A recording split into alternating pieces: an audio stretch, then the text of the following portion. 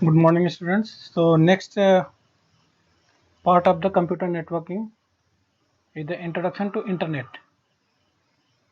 Actually, internet is a computer-based worldwide communication network which composed of large number of smaller interconnected networks. It's a network of interconnected networks. You can say network of interconnected networks, and it's mainly created for to communication purpose, and it helps in transferring of messages, email, chat, video, audio, video conferencing, etc.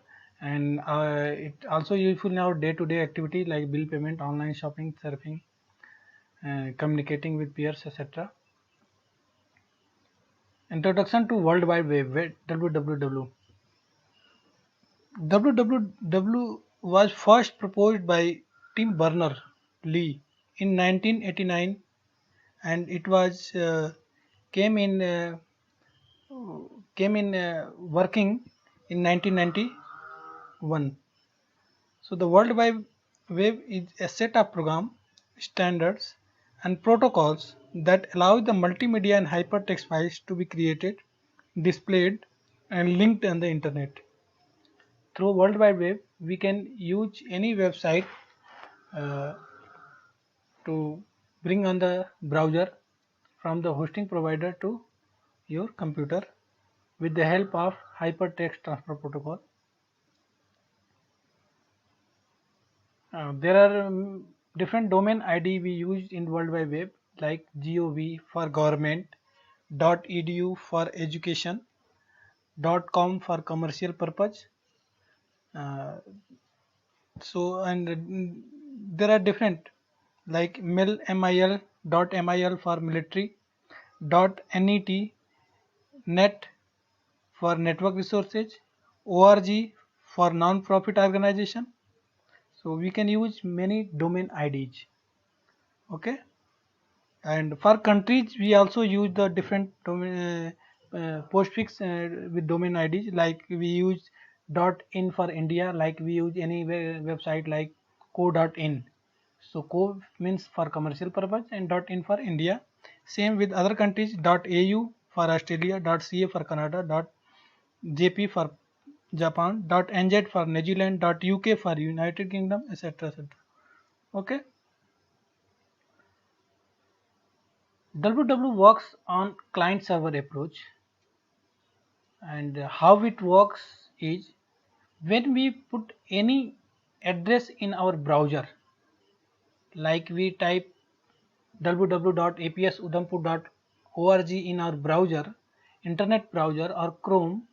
What it do is it the browser send the request to our operating system, and what the request is for IP address of that website. When we put any website in our browser, the browser send request to our operating system and ask for IP address of that website. And our operating system provides the IP address of that website to browser, and browser fetch that data with the help of hypertext transfer protocol from the hosting server and bring the website content on your web page on your screen. Okay. So how it will work like that. When we type anything in our browser send the request to our operating system for IP address. Any browser work with the IP address. It does not work with any domain name. We understand the browser always works with the domain name, but a browser never works with any domain name. It always works with the IP address, and domain and IP address provided by the operating system. Okay, so it's work like that. URL, the full form of URL is the Uniform Resource Locator. Uh, it's actually a whole website address is known as the URL. It's a collection of several attributes, hyperlinks, HTML, XHTML, and URL is actually you can say that the online path of the any website or any web page.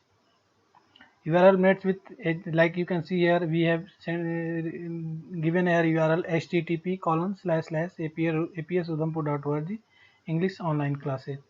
So you can say the whole path is known as the URL. Only website name is known as the domain. Okay, I have explained here. You can say how our work the internet. From our computer we send the request for web pages, and the server provide the web pages and produce the content on our website, our desktop. URL types, there are two type of URL types, that is the absolute URL and next one is the relative URL. See, absolute URL. Absolute URL, you can say that it's a combination of protocol, domain and path. What is the protocol? That is the HTTP hypertext transfer protocol. Domain, our website address, and next one is the path of any page. So whole this one is known as the absolute URL. And absolute URL gives complete location information. It begins with the protocol like HTTP, continue including every detail. For web browsing, absolute URL are typed in the address bar of web browser. Next is the relative URL. Relative URL means only the address or path of the URL. Okay, that's known as the relative URL. Next is the introduction to website. What is the website? Actually, website is a collection of different web pages hosted on a web server on a single domain. Website is a collection of different web pages hosted on a web server with a common domain name. Okay. Website components are the web host, address, homepage, design, and content. What is the web host? Web host, where we host our website. Where we host our website is known as the web host company, and we host our website there. Address, our website address like aps.udhampur.org. Web host like GoDaddy and other companies. Like home page is the first page of our website. Design, the structure of our design website, look and feel of the website, and content, what we content upload on the website. So these are the components of the website. Web page, a single document on a website is known as the web page. Like we already told you, like I already told you, that website is a collection of different web pages. Web page is a single document on a website. It's a combination of hypertext, color, graphics, animation, video, sound, etc. What you have uploaded on that web page is known as. So next is the component of web page. There are two type of component of web page, that content wise and structure wise. On content wise web page is where we store the data in hypertext and hyperlink forms. Whatever we write on the website is in the form of hypertext and hyperlink. Hypertext is the simple text which is written in HTML, and hyperlinks are the links which use to navigate from one page to another page. Okay, mostly hyperlinks are in a blue color. Structure wise component on our web page is, first we define the page title, then header, then content, that is the body of the page, then navigation links to navigate from one page to another page, and then last at the end of the is footer. Type of web pages. There are two type of web page: static web page and dynamic web page. Static web page are those pages static web page are those pages where the data or content is fixed, which does not change frequently. We just upload the data, and that is the fixed data. It does not frequently change. Like our school website, you can see that we put our school website is only used to put the some information related our school. There is nothing to update daily. While and dynamic page and our static page is written in HTML. Static page is written in HTML code, while in dynamic page it's a combination written in combination of HTML and script. HTML is mainly used to write the content of the website, and script is used for dynamic content. that changes every minute, every second. Like you can say that live score of election result, live stock market, live score of population, news, weather forecast, etc. That type of web pages where we every time you refresh the page find the new content are known as the dynamic web pages. Okay. Difference between web page and website already defined it. Web page is a single document on a uh, website on an internet, while website is a collection of many web pages linked with each, each other and uploaded on a particular domain.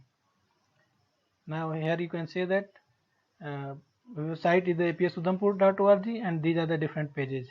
That is the home page and about us page are the different single web page. Web server is a place where we host our website. Every website are hosted somewhere on web server.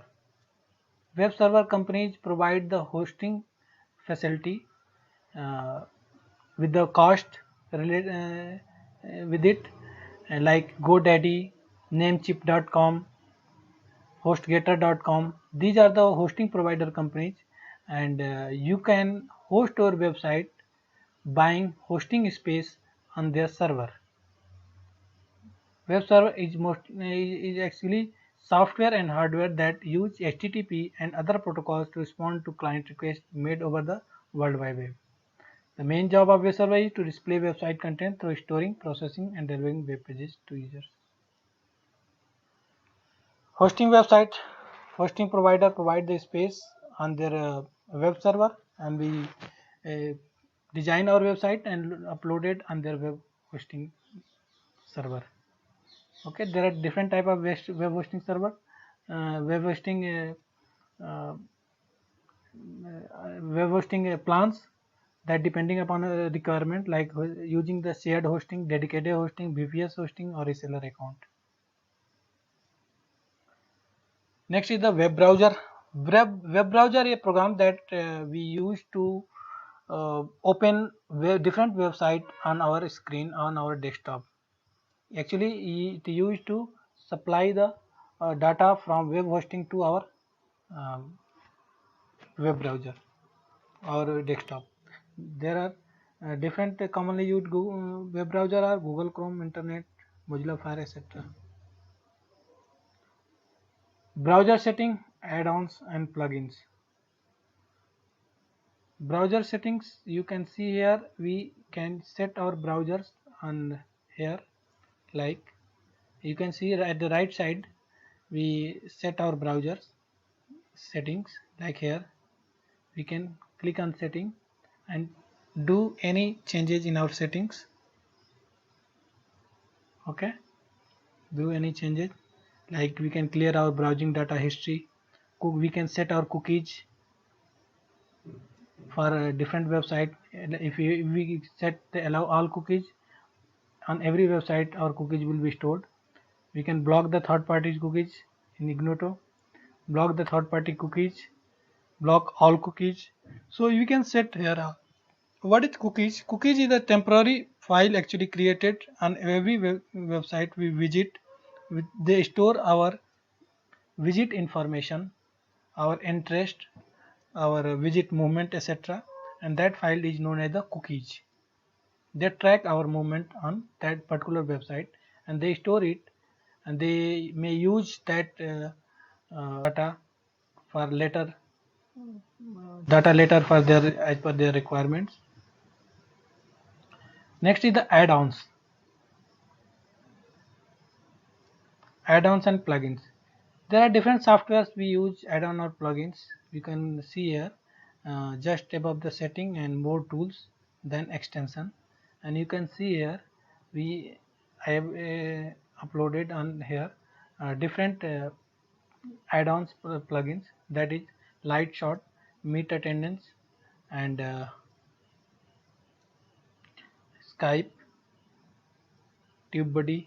So there are different plugins here, and they have different purposes. Like Lightshot I use for screenshot. Here you can say that symbol same here, and when I click here I can take the screenshot anytime of any website here, and see here I have selected this one. Now click upload and it will take a screenshot, and I can share a screenshot with anyone.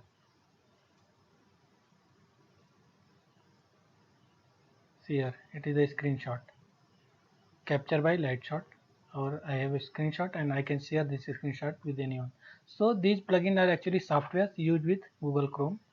Skype, you can see here, Meet Attendance for taking the attendance, TubeBuddy for YouTube creators used to rank the YouTube channel on YouTube. So these are the plugins we use. There are a lot of plugins, and you can download and use as per your requirements.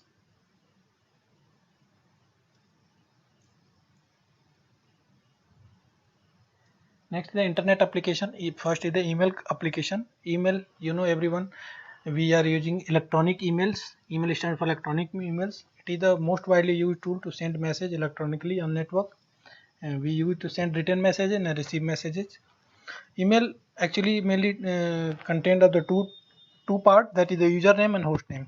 Like you can see that info@apsudhampur.org. Info is the username and apsudhampur.org the host name. Chat, textual chat, online, any when you do any online textual chat, that is known as the chatting, and you can send text messages, receive text messages, that all known as the chatting instantly. WhatsApp text chat, Messenger text chat, you know very well. VoIP, voice over internet protocol, through which we can do the calling with the help of internet, and all these type of protocols we use, like example Skype call, WhatsApp call, etc. So we use mainly this internet application. Next, our topic is societal impacts.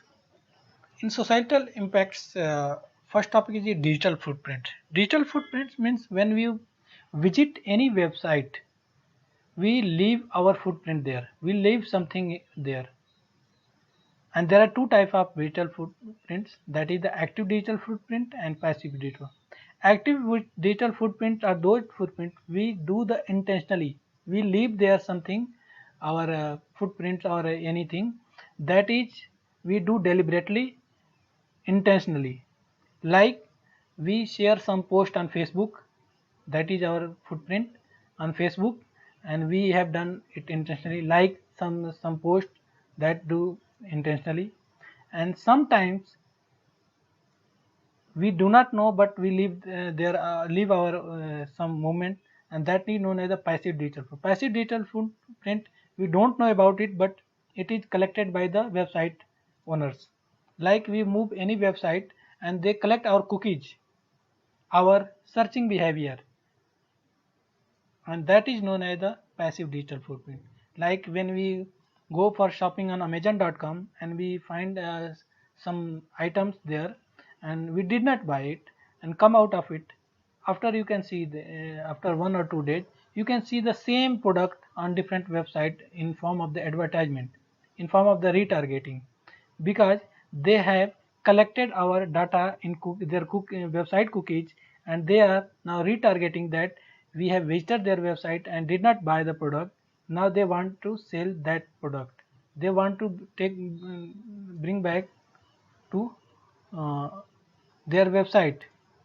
Like you can see here, I have just used for example Lightshot,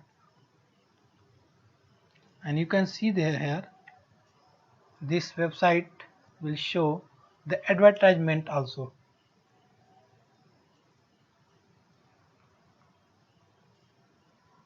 See here, so what this website is showing us advertisement, we have visited this website earlier, so these they are showing these advertisement every time I go on any website. Okay, so these are known as the passive footprint, where they collect our cookies. Example of active digital footprint, I already told you: posting on Facebook, Instagram, Twitter, social media platform, filling out online forms, agreeing to install cookies on our devices when prompted by the browser. Example of passive digital footprint: websites that install cookies on our device without disclosing it to us. Apps and websites that use geolocation to pinpoint our location. So these are the passive digital footprint.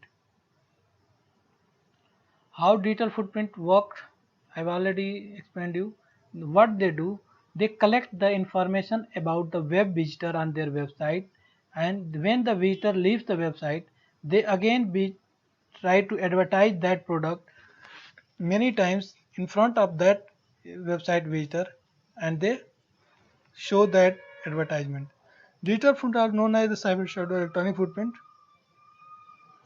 uh, Collected with the help of tracking cookies. These cookies are created while using popular site. Whatever we search is stored on these along with our date, GPS relevant data.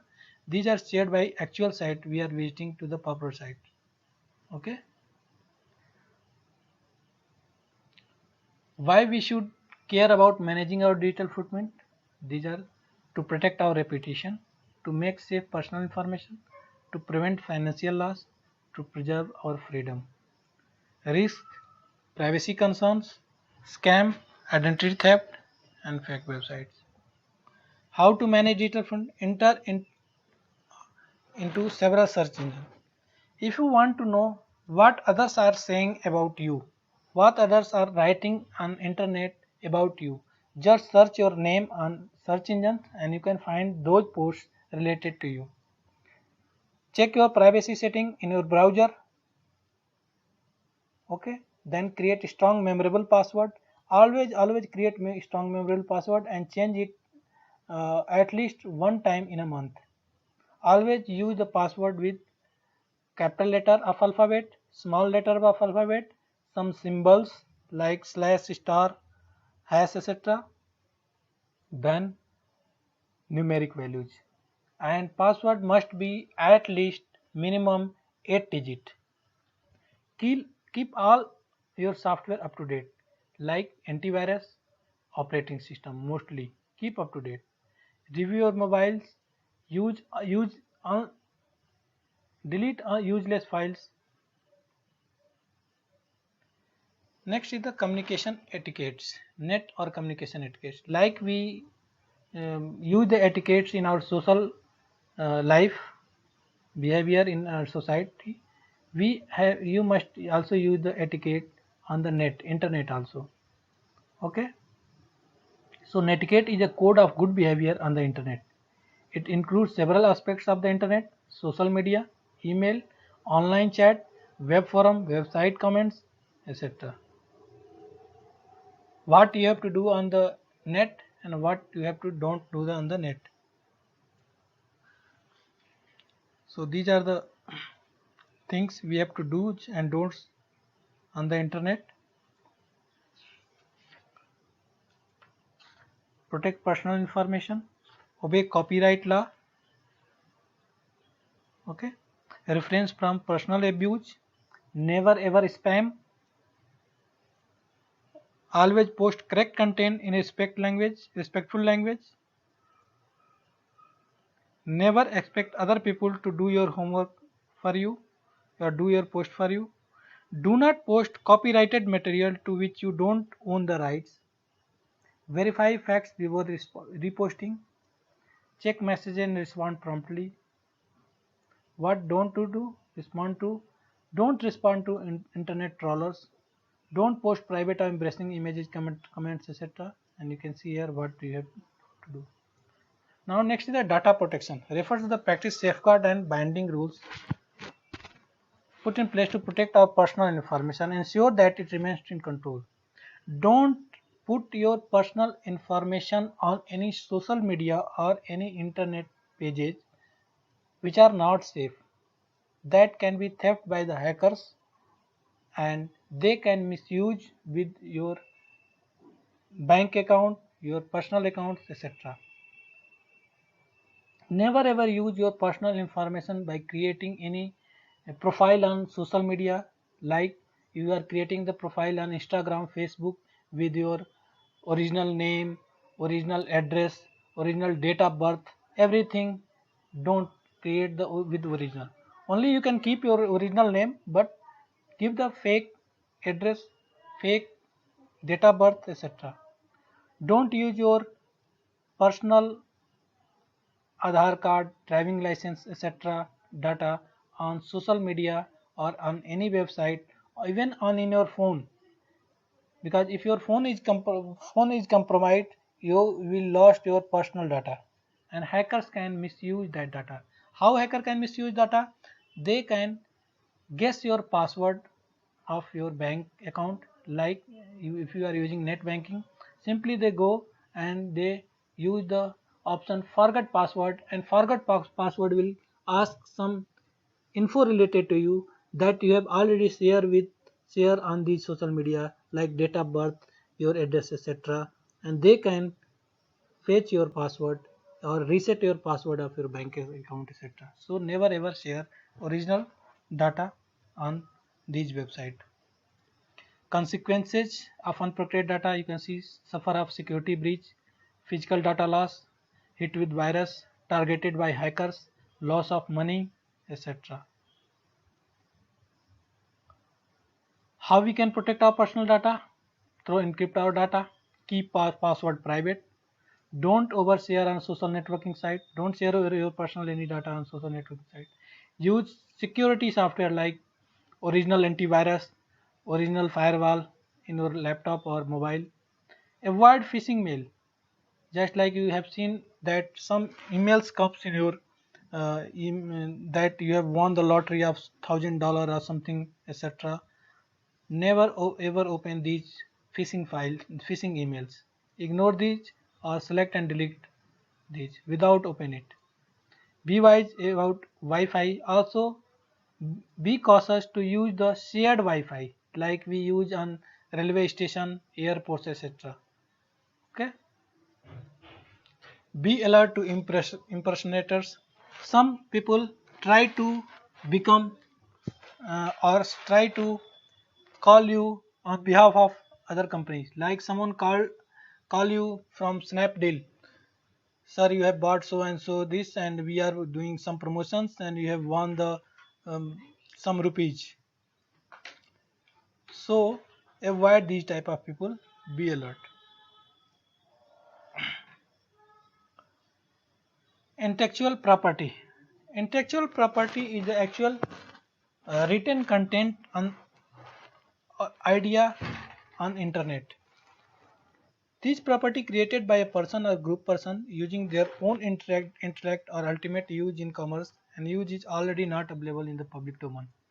These properties are their personal property, and they can use later for their commercial purpose or for selling purpose. Property which are an invention related to a product or any process, any new design, literary, artistic work or trademark, logo, symbol, etc.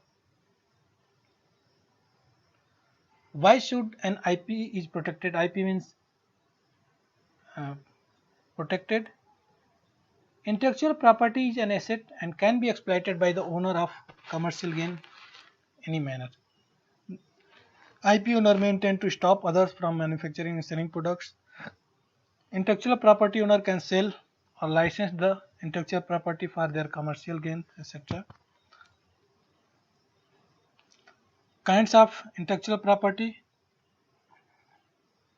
patent, trademark, design, geographical indication, copyright, etc.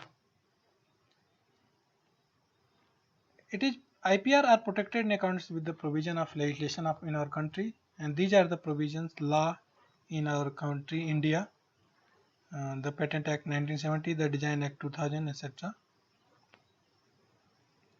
Next is the plagiarism. Plagiarism actually is the copying the content of others.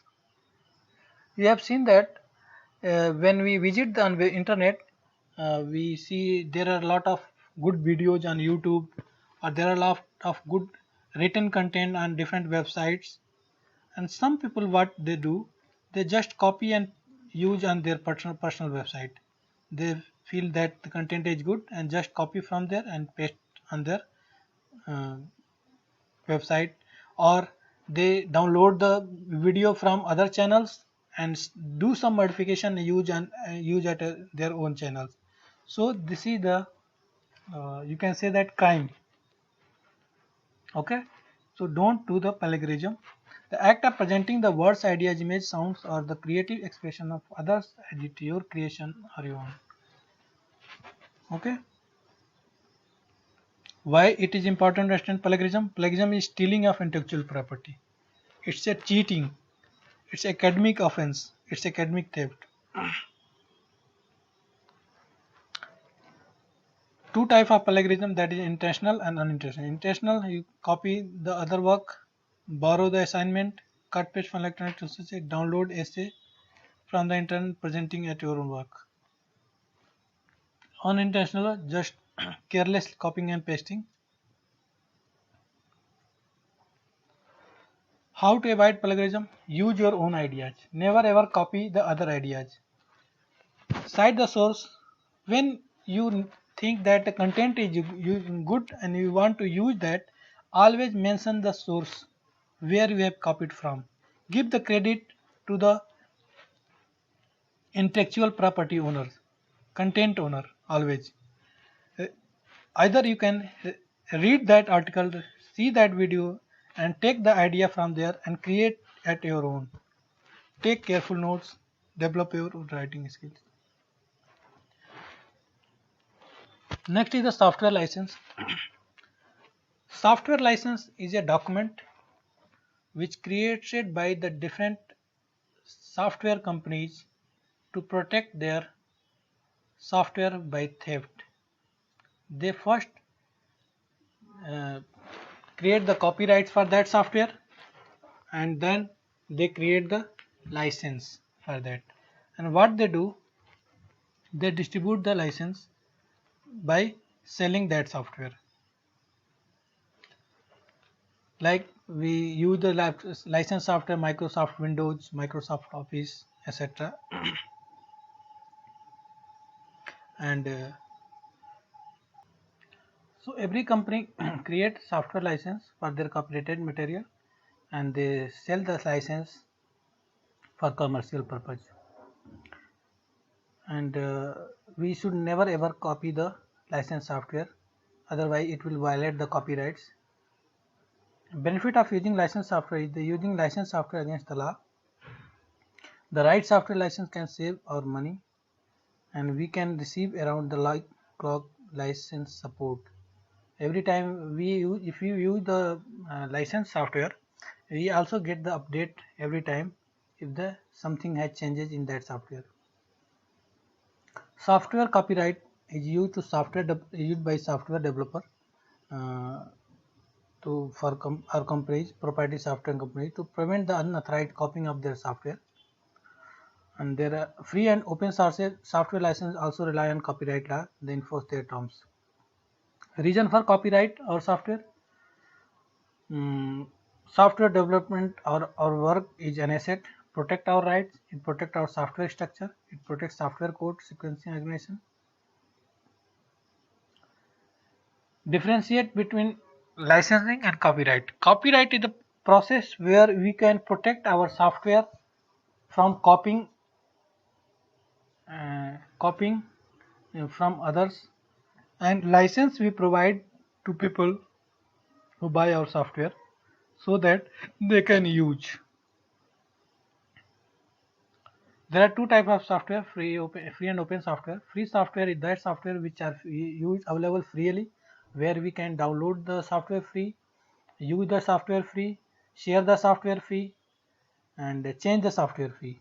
We can do anything with free software in because free and open software have the source code open, and we can change that software.